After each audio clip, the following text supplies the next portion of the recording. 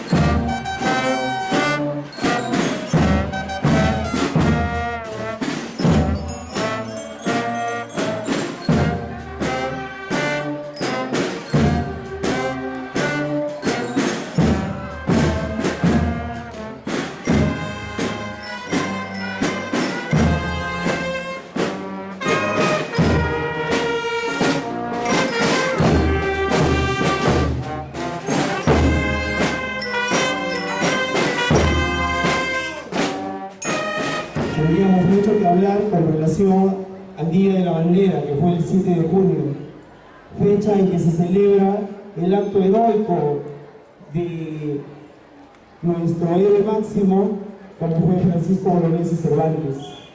En sí, celebrar el Día de la Bandera implica el respeto a nuestra historia, el respeto al pasado, comprender bien lo que hacemos y en qué medida nos proyectamos hacia el futuro. Hablar de patria implica hablar de verdad, y hablar de verdad implica hablar de amor, y hablar de amor y verdad es con justicia y poner por sobre todo lo que es la libertad en la búsqueda de la felicidad. Un agradecimiento infinito no solo a Francisco Bolognesi, sino siempre atrás de un gran líder ha existido un gran contingente. En este caso fueron los soldados, fue en sí el verdadero pueblo que siempre ha luchado y seguirá luchando por la mejora del país. Muchísimas gracias. Defensa Civil es una actividad de servicio permanente del Estado en favor de la comunidad, que tiende a desarrollar y coordinar las medidas de todo origen. A raíz del terremoto y aluvión del 31 de mayo de 1970, el gobierno vio por conveniente unir los esfuerzos existentes para proteger a la población. Por eso, el 28 de marzo de 1972, mediante decreto ley 19338, se creó el sistema de defensa civil.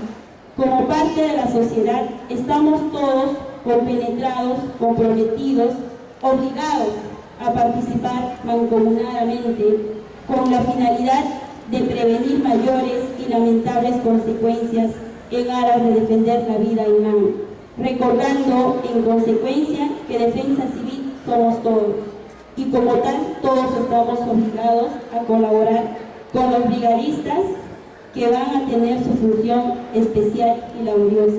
Muchísimas gracias.